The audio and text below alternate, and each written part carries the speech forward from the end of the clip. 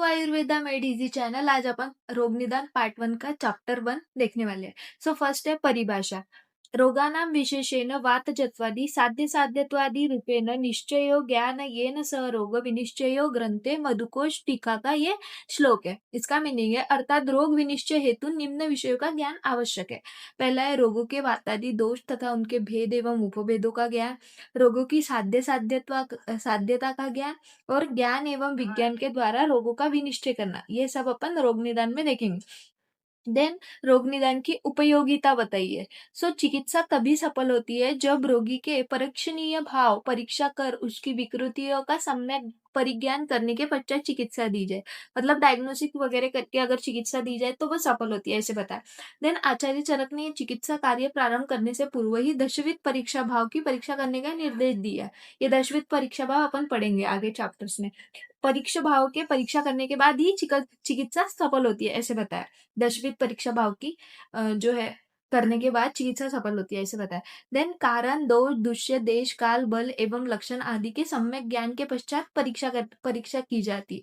इनके ज्ञान होने के बाद दोष कौन सा है, ये कौन सा कारण से रोग उत्पन्न हुआ, दुष्य क्या है, देश क्या है, काल बल इत्यादि के सम्यक ज्ञान के बाद ही परीक्षा की जाती है। देन अपन देखेंगे अभी रोग निदान का महत्व। रोग निदान के द्वारा दोष धातु एवं मल की क्षय या वृद्धि का ज्ञान होता है, क्योंकि ये तीनों शरीर के मूल है। रोग निदान से क्या है, रोग निदान में ये सब दोष धातु मल इनकी क्षय है, कौन सी किसकी वृद्धि है, इसका भी ज्ञान होता है। देन रोग निदान के द्वारा ही रोग के उत्पादक हेतु लिंग आदि का भी सम्यक ज्ञान होता है एवं तदनुसार औषधियों की योजना की जा सकती है। मतलब हेतु क्या है, लिंग क्या है, लक्षण कौन से है, कारण कौन सा है, इनका ज्ञान हो जाएगा तो फिर औषध दी जा सकती है, ऐसे बताया। देन रोग निदान आयुर्वेद का एक प्रधान अंग है। शास्त्र में कहा गया है कि रोग की परीक्षा पहले करनी चाहिए, उसके बाद युक्तिपूर्वक औषधि की व्यवस्था करनी चाहिए। पहले रोग की परीक्षा करेंगे, देन औषध देंगे। रोग निदान के द्वारा निदान पंचक का ज्ञान होता है। ये भी निदान पंचक अपन एक एक को डिटेल में अभी आगे आने वाले चैप्टर्स में पढ़ेंगे। देन रोग निदान का सबसे महत्वपूर्ण विषय है रोगी एवं रोग की परीक्षा, जिसके आधार पर रोग का ज्ञान होता है। देन मॉडर्न का पार्ट भी इस चैप्टर में इंक्लूडेड है। नहीं, पहले तो रोग उत्पादक कारक के दो भाग बताए। पहले तो एक है रोग उत्पादक सूक्ष्म भाव और रोगों के उत्पादन में स्थूल भाव। सूक्ष्म भाव में क्या क्या आता है, दोष की विविध अवस्थाएं आती, धातु की अवस्था, उपधातु, मल, अग्नि की, दोषों की विविध गतियां आती है, स्रोत दृष्टि, आम अवस्था, ओज है, ओज के जो विकृति है, ये सब सूक्ष्म भाव में आते हैं। और स्थूल भाव के अंतर्गत आता है जो परीक्षा, जो रोग और रोगी की परीक्षा तथा रोगों का नामकरण, ये सब क्या आता है, स्थूल भाव में आता है। परंतु यह ध्यान रहे आयुर्वेद में सूक्ष्म भाव के ज्ञान को स्थूल भाव की अपेक्षा में अधिक महत्व देता है।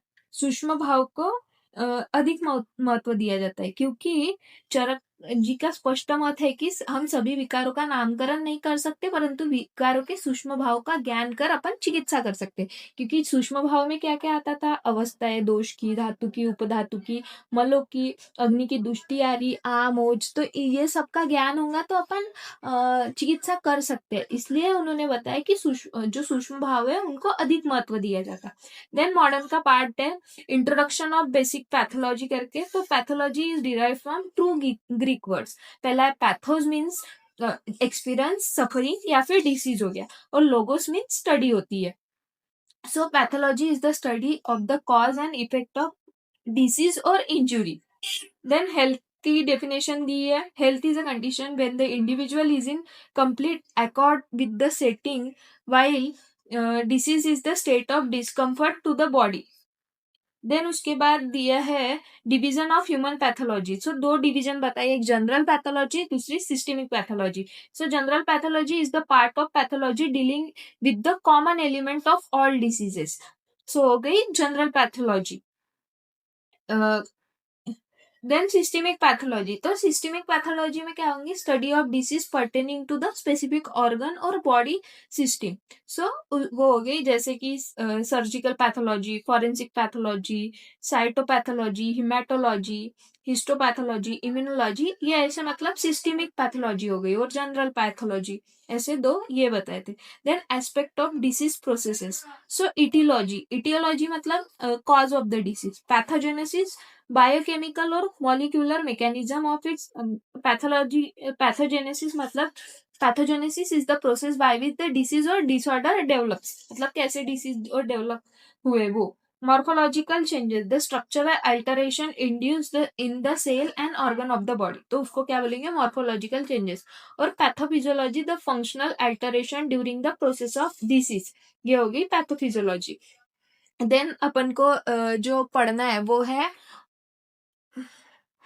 Concept of clinical diagnosis. तो कॉन्सेप्ट ऑफ क्लिनिकल डायग्नोसिस में पहले सबसे पहले अपन क्या लेते हैं, अगर पेशेंट अपने पास आए तो अपन पेशेंट की हिस्ट्री लेते हैं, देन फिजिकल एग्जामिनेशन करते हैं, पाल्पेशन, परकशन, एस्कल्टेशन और इंस्पेक्शन से अपन फिजिकल एग्जामिनेशन करते हैं पेशेंट का। थर्ड स्टेप में अपन डायग्नोसिस टेस्टिंग करते हैं कि मतलब एमआरआई, एक्सरे वगैरह उससे। देन डिफरेंशियल डायग्नोसिस करते हैं।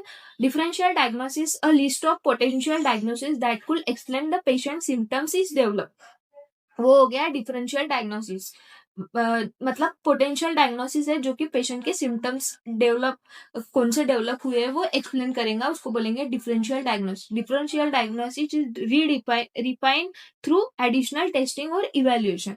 देन लास्ट में मतलब फाइनल डायग्नोसिस करने से पहले जो होता है वो डिफरेंशियल डायग्नोसिस होता है, और लास्ट में अपना होता है पांचवा स्टेप फाइनल डायग्नोसिस, मतलब after thorough evaluation of collected data the most likely condition और disease that explain the patient symptom and clinical finding, वो हो गई फाइनल डायग्नोसिस। सो ये था रोग first chapter. Thanks for watching this video. अगर video अच्छा लगा हो तो do subscribe to our channel, और नोट्स रिलेटेड कोई भी इंफॉर्मेशन चाहिए होंगी तो do subscribe to our Telegram.